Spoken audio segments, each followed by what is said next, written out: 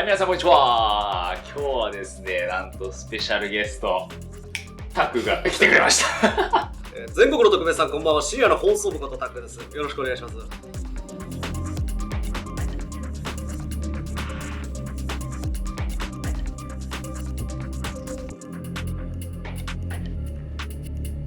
今登録者何人ですか140まで行きましうた。わーすごい。今何人行きました？ 183ですね。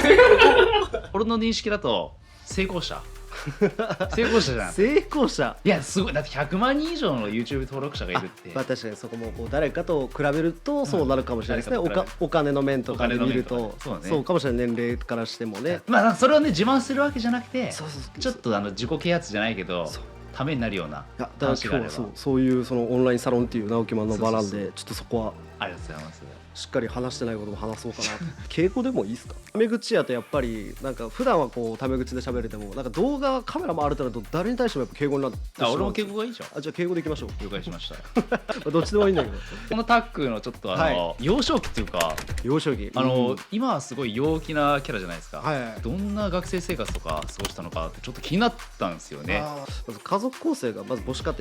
庭、3人兄弟の長男で間っ子。長男なの？長男の間っ子、上に姉、下に弟っていう感じ。ちっちゃい頃からとりあえず今もずっと変わらず、そこはもう治らないなっていうところなんですけど、感受性がめちゃくちゃ強かったの。 HSP とかいう。もう多分今で言うそれ。そうかな。昔はそんなのなかったから。確かに確かに。みんながこう普通にしてることがずっと気になって仕方なかったりとか、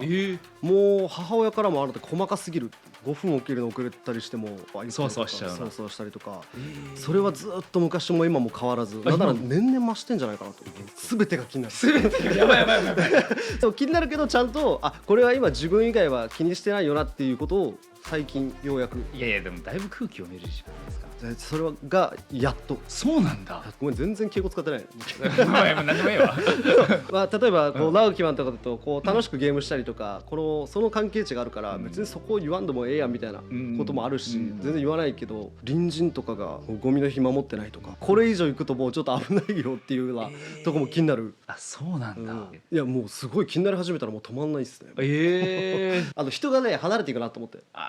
まあね、めんどくさい人っていうのかな、一括りで言うと。でも子供時代は友達とか結構いました？友達はいたけどやっぱり細かいことが気になる。あんまり遊ばなくなったしみたいな。それこそ仲良くしてるのは同じように細かかったりする人。細かい同士がどっちかの家に行くと来た時よりも綺麗な状態で部屋が帰っていく。だからそういう人とだけこう関わるようにしてるみたいなのは。でもそんなタックがなんか将来なりたかったあれってあるの？なんかだって芸人さんにもともと。もともと家庭がものすごい貧乏で、長男だったからしっかりしないとなっていうのがあって、なんか自分ができることってなんだろうなっていうので、母親があまり帰ってこないっていう時がやっぱあったから、こう兄弟にご飯を作ったりとかしてる時に料理楽しいなっていう。ここで料理覚えた？その時今うまいもん。調理師免許持ってる。だから初めて作った料理がご飯の上に鰹節乗せる猫まんまっていうのか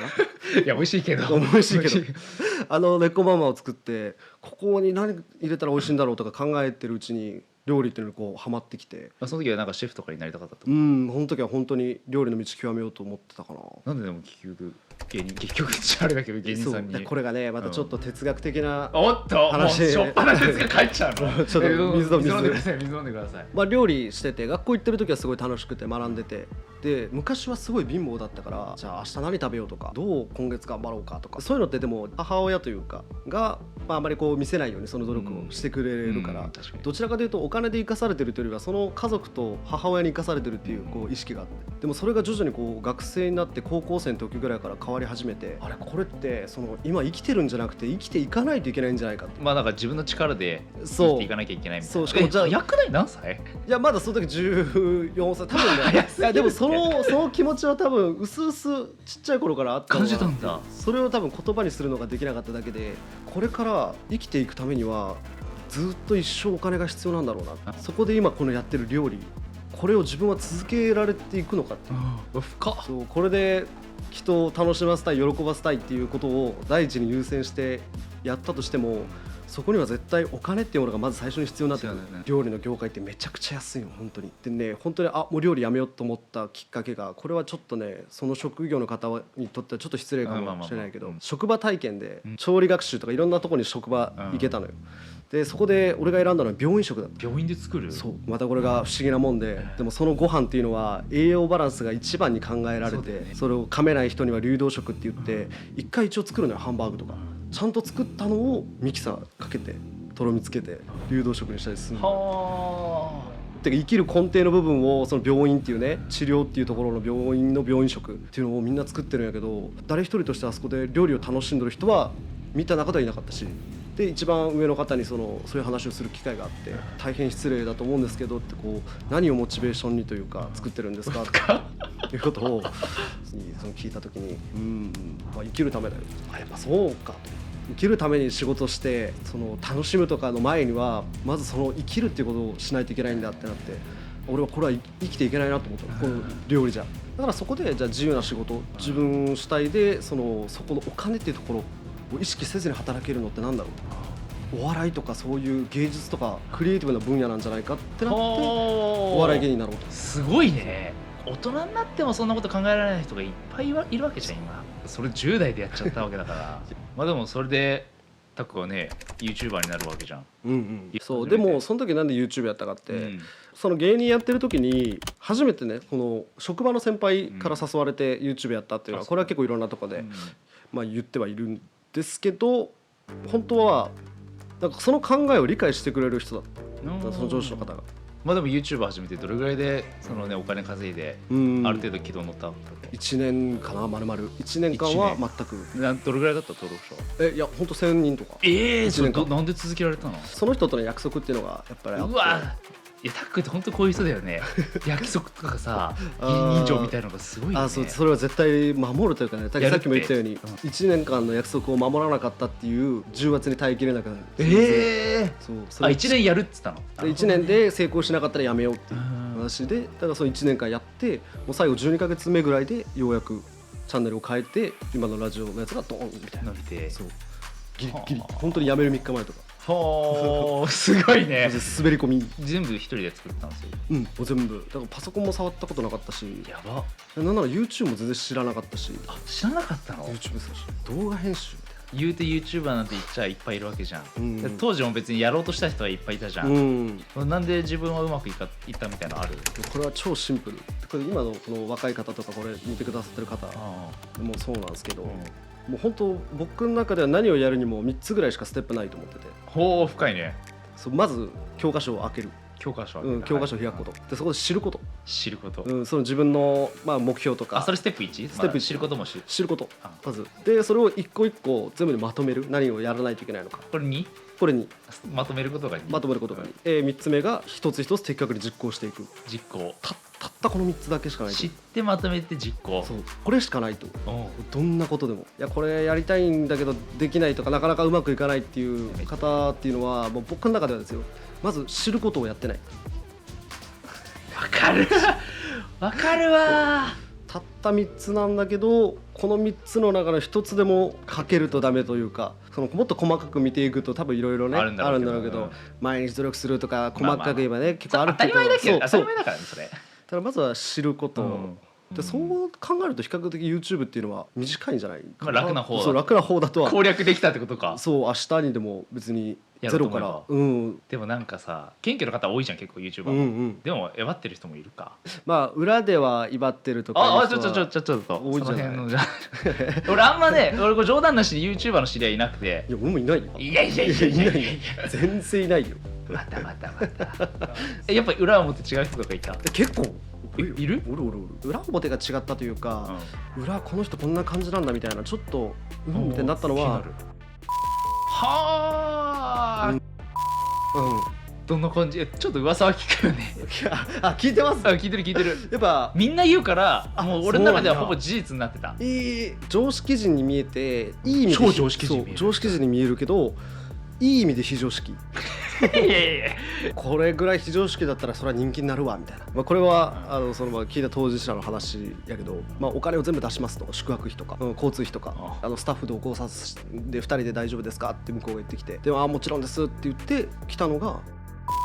その彼女やった。呼んだ側からしたら、いや確かにあなたのは出しますよと。彼女そうでもその彼女を連れてくるのは違うんじゃないかみたいな。なんならその話をしてきたのは向こうからだったらしい、オファーをしてきたのは。でもまあそのおもてなしじゃないけど、そう言ってくださるんでしたらその全部お金とかも出させていただきますってなって、見え方的に断るじゃん普通。まあね、いや大丈夫ですよ、僕の方から言ってるんでっていうのが普通なのに、あ本当ですかありがとうございますって言ってスタッフ同行させますっつって彼女と来たので、せめてスタッフのふりするのかなと思ってたら全然ただ外でなんか蝶々追いかけて俺マジかと思ってメダカ捕まえてくるとか言っていや別にいやまあ遊びに来たっていうね、そうせめてカメラ持てよとか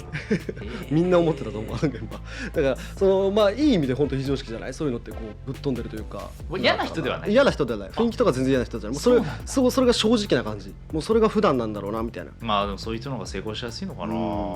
なんかこの良くない噂とか立ったりする人っていうのは100個あるうちの1個が見つかってるだけやって思うようになってなるほどね。それはそう思ってます。めちゃくちゃみんなあるってことでしょ。そうめちゃくちゃあるけど、大抵の心配事ってなんか確率でいうと 89% は何も起きないって言わやっれて、ぱ起きないで起きない。だから 89% だから100個ぐらいなんかその知られるとまずいことがあると一つは出るよねみたいな。でも気をつけてるっしょやっぱ。まあ気をつけてるかな。まあでも今も変わらず時事ネタとかをやってるわけじゃん、時事ネタはどういったネタが自分で好きとかあるの？でも最近というかこうちょっと新しい施策でこれをやろうっていうのがあって、それがやっぱショート。俺もやるやるでもう3月のあ一緒中頃から一緒、うんずらしてよちょっと、いやかぶるそれはちょっと新しくやりたいなって。もともと短く喋るのが好きっていうあ、そうなだのがあって、簡潔的にね。そううん、なんかじゃあ特別自分の中で好きなジャンルっていうのはないの？まあ喋るってことが好きだし、あ、そう、なんか俺とか結構色濃いじゃん、うんうんうん都市伝説陰謀論で確かに宇宙人とか分かれるじゃん、うん別に何でもいいんだ、タクある意味。喋れれば。はあ。てかね、正直あんまり別に YouTube が好きってわけでもないというか、映像とか別に好きじゃないんだ。映像作る方が好き、どちらかというと。映画とかそういっそたうライティングしたりとかその物語を制作側のね。制作側の方が好き。じゃあ本当芸人みたいな。そうそっちの方が好き、なんか自分の動画とか、まあ、結構危ないネタとか使ってるじゃんはいね。結構ねなんかそれで実際にあった怖い体験みたいなさ、怖い体験圧力かけられたとかさありますよ。やばい動画とか自分の中で認識してる？意外とねしれっと非公開にしてるやつは何本もあるんだ。最近だとその、まあ、合法大麻脱法ハーブ的なで、これって本当はただ法がまだ整備されてないだけでいたちごっこ状態で、それをその、まあ、福岡でやってるところがあるっつって、それをねリサーチしてもらう人、ライティングのその細かい化学式やコーデとかを解説を書いてもらう人がいるのよ。でその人福岡の人で、その人が「いや知ってるよ」と「実店舗にあるわ」と「だから俺ちょっと突撃するわ」っつってで行って、その取材のレポートを動画に組み込んだ。結構内容もやばくて、だからその人は何もわからないから、店の中をこう見てわかんないから、その受付の人にお兄ちゃんに「この中で一番ぶっ飛べるやつください」って言ってるそしてやばいねこの中で一番ぶっ飛べるやつ何ですかって聞いたら、棚の裏から出してきたらしいの。ちょっと待ってみたいな。それを吸ったらあ、スタンド実際、こう吸ってたらろれつ回んなくなってみたいな。そのままタクシーで家まで送ってもらったみたいな。その後日その人が福岡の街歩いてたら、後ろから「おい」って言われて「君ちょっと来て」って言われて「何ですか?」って言ったら俺の動画見せられて「これ君だよね」みたいな「うわそのどこどこのあの店で働いてるけどこれ取材来たの君だよね」って言われたっつってで電話してきて「ちょっと消してくれないか」みたいな「ちょっと今詰められてさ」警察呼ぶなり何なりしていいと思うよみたいな。確かに悪いことしてないからな。そしたら向こうがまあそうだよねって言うかなと思ったら、ああいやちょっとなみたいな。だから多分隣にいたんだよその時。あ、取材のした人が渋ってて、そうだから隣でなんかねぎこちなかったからなんかおかしいなと思って「もう大丈夫か?」みたいな聞いたら「うん大丈夫大丈夫」みたいなもう隣でこうじゃなかったいや怖っ。だから「あー」って「まあちょっと分かったごめんね」って言っといてみたいな「血色は」って伝えといてって言ってまあ丸く今何もないけど、その人は今どう？あこれ元気あ、元気？元気あ、よかったよかった元気。それはね結構イレギュラーというかね、一番最近起きたことかな。なんか昔だとそんななんかやばいことっていうのは、俺もないからさ、別にないよね多分。たまにねある？でも未解決事件ってあった。あるの？とある未解決事件の起きたされた事件で、まだ見つかってない事件でとかな。まだ見つかってないんだ。そうただ犯人近くにいますみたいな連絡が来て、またって顔割れてんの犯人の。っていうのも、まあ、モンタージュだけで出る似顔絵と似顔絵よく貼られてるようなとそう被害者以外の結婚があったみたいなこでもう DNA も出ちゃってるんですよ。そうだからそう出てるのよもうただまだ捕まってないって言って、怖っ。ずっと事件当時からもうあの人がやったよねみたいな感じでずっと言われてる人でうわでその被害者との関係で言うとマルチの勧誘を昼間ずっとしててそこで何かトラブルがあったんじゃないかみたいなその人がやってて、そう写真ありますっつって送ってきてその写真がその犯人の似顔絵ともうそっくりもうこれ以外ないでしょみたいな実際あんま見たことないじゃそうん似顔絵と本人の顔はこれでしたってあんまないじゃん。そう似てんだ。もうそっくりふくよかな目つきとかやっぱあの犯人の絵っていうのはやっぱすごい似るんだなってなんでそんな堂々と生きてる人でしょだって。そうでもでもわかんないの。閉鎖された地域というかギュッとなってるから、でも絶対みんな分かってんのにそうみんなもう分かって言わないの。もう家族もあんまこうそこには触れちゃダメだよみたいなもう雰囲気っていうかいやいなっやいやてるらしくていやこれいるんですけどみたいな多分この人だと思いますみたいなそれをまあジャーナリストの人に投げたのその方が確実。その当時の専従捜査員っつって当時の事件をその捜査をしてた人に連絡を取ってくれてすごい。確かにこの事件被疑者いたけどなんとなくうやむやで終わった記憶があるともう一回捜査一課とかを使って裏で調べてもらったのでもその専従の捜査一課の人が急にジャーナリストの人にねその人が電話来てタックンさんとちょっとこの事件あれですわみたいな多分あれですってで何ですかって言ったらこれもう被害者の遺族と話がついてるって言われましたみたいなどういうことだと思ってもしかしたらそこでね不倫関係があったのかもしれないし何かがあって合意しちゃってんだ。そうもうそこで和解してるみたいなそこをこうひっくり返すとなかなかできないらしくてなんならもう一回ぐるぐる可能性も全然ある、ねだから結構いやそういうのってあるそんなことだから未解決事件とかってあるんだ。そうでそれをねどう伝えようと思っていや、まあ、こういうことって言われてましたみたいなやっぱそうですかってなってすごいねそしたら、まあ、そこで話は終わってたんやけど、急にまた連絡が来てすいません誰かにこれ言いましたかみたいなこの話みたいないや一切してないですよってまあそのジャーナリストでそのまあ被疑者の人から日中急に電話かかってきて出たら質問攻めにあったとなんか最近変わったことあるとかそういう変な電話があったんですけどなんか言ったりとかしてないですよねみたいなだからちょっと待ってといろいろこう考えた時に待ってと被害者遺族にもし当たっとってここがグルだったとしたらなぜかもう一回再捜査されてるよみたいな感じになりかねんぞと思ってですぐにそのジャーナリストの人に確認してでもいやそんなこと絶対しないと専従の捜査員とかがわざわざ捜査一課の人がわざわざ被害者遺族のとこ行ったりとかしてないはずやと盗聴とかありえるから気をつけといた方がいいなみたいなちょっと一旦引きで行きましょうみたいなのでまたあるかもしれないなんかその人は無事なんだでも多分もう連絡来てないか来てない何これだからガチこれあんまりね掘り返さない方がいいそういうこれやばい俺らとかが手に負えるようなやつじゃないことって結構世の中ゴロゴロあるんだある絶対あるよ、はあ思ったより結構ディープなでも最近ね徐々にそういう時事を話してってるのはマジでその一個の時事取り上げたらその関係者からめっちゃ来るようになったの連絡が、